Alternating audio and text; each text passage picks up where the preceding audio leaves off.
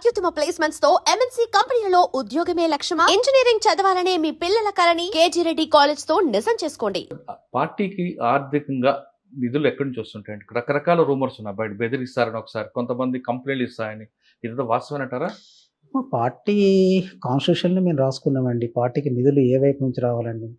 Party సభ్యత్వ రుసుము ఉంటుంది. పార్టీకి లేవీ వస్తుంది. పార్టీకి ట్యాక్స్‌లు వేస్తుంటాం. ఆ రకంగా పార్టీకి నిధులు సమకూరుతుంటాయి. ఇవాళ పార్టీ అడవుల నుంచి మేము పనిచేసే ప్రాంతాల నుండి వనరుల్ని తీసుకెళ్ళే వాళ్ళు ఉంటుంటారు. కాబట్టి వాళ్ళ మీద మేము ట్యాక్స్ విధిస్తుంటాం. ఆ ట్యాక్స్ నుంచి మాకు డబ్బు కలెక్ట్ అవుతుంది. ట్యాక్స్ విధించే హక్కు మీకు లేదు కదా? ట్యాక్స్ విధించే హక్కు అది ట్యాక్స్ విధించేది ప్రభుత్వానికి ఉంటుంది. మీకు ఎక్కడి నుంచి వస్తుంది? మేము మాది ప్రభుత్వం అని చెప్పి ఫీల్ అయినాం కదా! ఓకే. సమాంతర ప్రభుత్వం అంటారు. అనేది మేము జంతర్ సర్కార్ అనేది ఎప్పుడైతే ఏర్పాటు చేసినామో, మేము జంతర్ సర్కార్‌ని ఏర్పాటు చేసినాం కాబట్టి, అక్కడ మేము మా ప్రాంతంలో పనిచేసే వాళ్ళ మీదనే వేసినాం. బయట వేస్తేనేమో నిజంగానే అనుకోవచ్చు మాకు హక్కు లేదు. మీరు వాడు ఎవడు ఇవ్వడు కూడా వాడు బయట వేసేది ఉంటే. అంటే జంతర్ సర్కార్ సమాంతరం ప్రభుత్వాన్ని నడుపుతున్న ఛత్తీస్గఢ్‌తో పాటు ఈ ప్రాంతాలు ఉన్నారు. అదే జంతర్ సర్కారు నిర్మాణంలో లోపమా? లేదు ఎందుకు కరెక్ట్ చేయడం లోపమా? ఎందుకు ప్రజలకు దూరం ఇది వచ్చింది? ఒకప్పుడు స్టార్టింగ్‌లో బాగుంది జంతర్ సర్కార్ ఛత్తీస్గఢ్ ఆ ప్రాంతంలో. క్రమేపీ అది ఎందుకు విస్తరించలేకపోయింది? నిర్మాణం లోపం అంటారా? లేదా అక్కడ ఉన్న ఆదివాసీలు దాన్ని వ్యతిరేకించారా? నిర్మాణ లోపం కానియండి, లేదా ఆదివాసులు వ్యతిరేకించడం మాటే లేదు. ఏదైనా కానీ పార్టీ అనేది ఒక తల కదండి. అవును. కాబట్టి ప్రతిదాన్ని అది ఏ రకంగా నడిపిస్తుందనేదే ఆధారపడి ఉంటుందండి. ఇవాళ బయట కానీ మీరు రాసిన లెటర్‌లోని ఆధార్ కార్డ్ వద్దని వ్యతిరేకించడం గాని, లేదా జంతర్ సర్కార్ స్కూల్‌లో 7వ క్లాస్ చదువుకున్న బాబుకి ప్రభుత్వం ఇచ్చే స్కూల్‌లో సీట్ లేకపోవడం గాని, ఇవన్నీ మీరు విశ్లేషించారు. అదంతా వాస్తవం అంటారా? నేను రాసిన 22 పేజీలు మీరు చూసిండ్రు కాబట్టి అవి అడుగుతున్నారు. అది స్వాభావికమే. మేము 2020లో ప్లీనోలో ఫైనల్ చేసిన పీవార్‌ను కూడా మీకు నేను ఇస్తా. ఆ! అది కూడా చూడండి.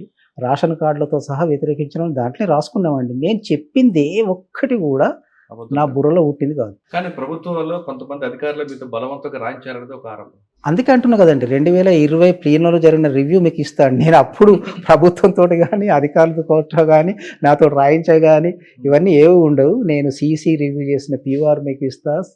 డీకేజెస్సీ రివ్యూ చేసిన పీవార్ మీకు ఇస్తా. అవన్నీ అందుబాటులో ఉన్నాయి. బయట నెట్‌లో ఉన్నాయి. వివిధ సోర్సుల ద్వారా వాళ్ళకి బయటికి వెళ్ళినాయి. మేమంతా పార్టీలో ఉండంగానే అవన్నీ బయటికి వెళ్ళినాయి.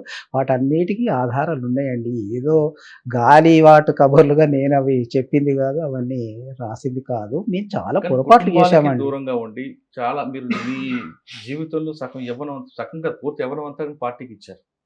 అటువంటి మీరు బయటకొస్తే మిమ్మల్ని ద్రోహి అని ఎవరైనా అంటే మీకు బాధ అనిపించదా?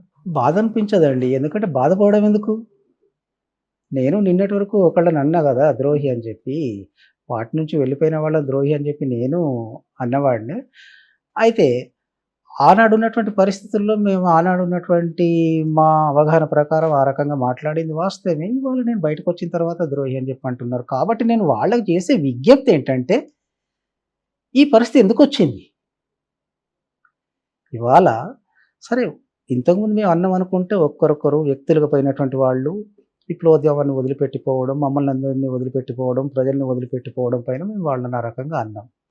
ఆ తర్వాత మేము ఇప్పుడు రాసుకున్న దాంట్లో కూడా వాళ్ళు వెళ్ళడానికి కూడా మా రాజకీయ పరిస్థితులు కారణమై ఉంటాయి అనేటువంటి విషయాన్ని కూడా నేను మళ్ళీ అక్కడ జోడించిందండి ఇప్పుడు నేను రాసిన దాంట్లో.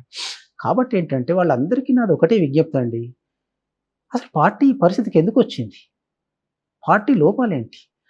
నా యవ్వనాన్నంతా కాదు. నా జీవితాన్ని చాలా వరకు పార్టీ కోసం విప్లవోద్యమం మీరంటే కోసం చాలా మంది కూడా ఇచ్చారు కదా త్యాగం అదే చేశారు. వచ్చారు. ఇంకా వస్తున్నారు గదండీ! అవును. ఇప్పుడు నిన్నగాక మొన్న దమ్తర నుంచి ఒక 10 మంది వచ్చారండి. అవును. కాబట్టి ఇప్పటికి అది కొనసాగుతూనే ఉంది. అసలు పార్టీ ఈ స్థితికి ఎందుకు చేరిందనేది మీరు ఆలోచిస్తారా? నన్ను ద్రోహి అని, కోవర్ట్ అని, ఫడ్నవీస్‌తో సంబంధాలున్నాయని, ఇంకెవరితోటి సంబంధాలున్నాయని చెప్పి నిందించుకుంటూ కూర్చుంటారా? కావాల్సింది ఏంటండి? కాబట్టి అసలు పార్టీ ఈ పరిస్థితికి ఎందుకొచ్చిందనేది దయచేసి మీరు ఆలోచించండి. దయచేసి మీరు విశ్లేషించండి. విషయాన్ని విశ్లేషించి ప్రజల ముందు పెట్టండి. అది నేను వాళ్ళను కోరుకునేది, వాళ్ళకి విజ్ఞప్తి చేసేది. సార్ 1969 నుంచి తీసుకుంటే ఉద్యమం శ్రీకాకుళం అంటే ముందు లక్షలబరి నుంచి శ్రీకాకుళం రైతాంగ పోరాటం, తర్వాత ఉత్తర తెలంగాణ, నల్లమల, రాయలసీమ ఇవన్నీ ప్రాంతాలు విస్తరించింది. ఓ ఎర్ర జెండా అనేది 16 రాష్ట్రాల పండిన పార్టీ. అప్పుడు ప్రజలకు ఎదుర్కొన్న సమస్యలు మీరు గుర్తించేవారు. ప్రజలు కూడా మిమ్మల్ని గౌరవించేవారు.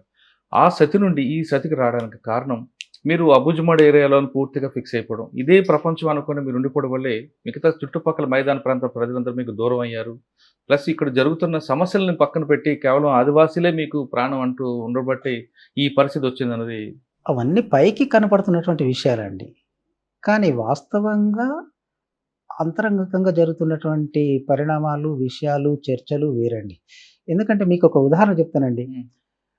తెలంగాణ నుంచి బలగాలను ఎప్పుడు రిక్రూట్ చేసుకున్నాం మేము? వెనక్కి ఎప్పుడు పిలుచుకున్నాం డీకేకు? డీకే అన్నాడు ఒక రేర్ ఏరియాగా ఉంది కాబట్టి మేము తెలంగాణ నుంచి బలగాలను ఎప్పుడు వెనక్కి తీసుకున్నాం? 2003లో. మాధవ్ అమరత్వంతో 2005లో ఆంధ్రప్రదేశ్ అంతా మొత్తం దెబ్బతినిపోయింది.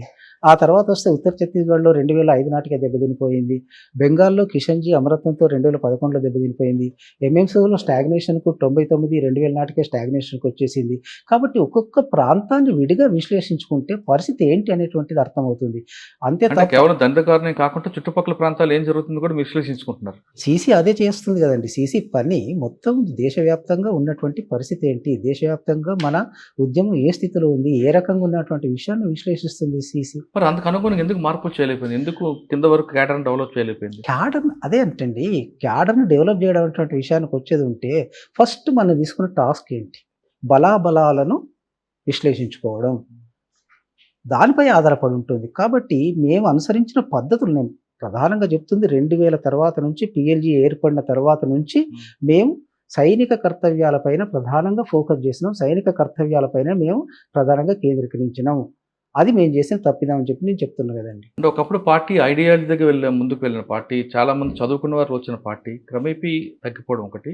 2 మావోయిస్టు పార్టీ, నక్సల్స్ పార్టీ అంటే కేవలం తుపాకీతో ఫైట్ చేయడం వరకే పరిమితం అయిందన్నది, దాడులు, ప్రతిదాడి దీనికే అవుతుంది తప్ప మిగతా దాని ముందుకు వెళ్ళలేదనేది బయట అనుకుంటారు. బయట అంటున్నారని కాదండి. చాలామంది నిజంగా జస్ట్ నాకు ఆ సందర్భం గుర్తులేదు గానీ, హరగోపాల్ గారు గూడా 2018, 19లో ఒక వేదికపై మాట్లాడండి. గతంలో చాలా సమస్యలు తీసుకునేది వీళ్ళు.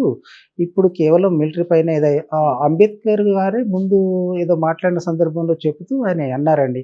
ఇంకా కొన్ని వ్యాసాలలో టంకశాల అశోక్ గారు మిగతా వాళ్ళు కూడా రాస్తున్నటువంటి సందర్భాలున్నాయి. చాలామంది మమ్మల్ని మీరు గాడి తప్పుతున్నారని చెప్పి విప్లవ క్యాంపును, విప్లవ శిబిరాన్ని వాళ్ళకు తోచిన సలహాలు, తర్వాత అభిప్రాయాలు వాళ్ళు వ్యక్తం చేస్తున్నటువంటి సందర్భాలను మేము అపహాస్యం చేస్తూ వచ్చాం తప్ప వాటి నుంచి నేర్చుకునే ప్రయత్నం చేయలేదండి. మీరు అంటున్నది కరెక్ట్. ఇప్పుడు నేను 22 పేజీల డాక్యుమెంట్‌లో అదే రాశానండి.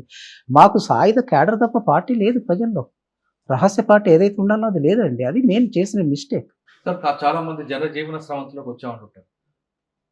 చాలా అంటే మీరు అన్నారో లేదు గానీ కొంతమంది అంటుంటారు. మరి అడవిలో ఉన్న ఆదివాసుల జనం కాదా? ఆ రకంగా ఎందుకంటే ఇప్పుడు మనం ఏ రకంగా వ్యాఖ్యానించుకుంటాం అనేది ఉందండి.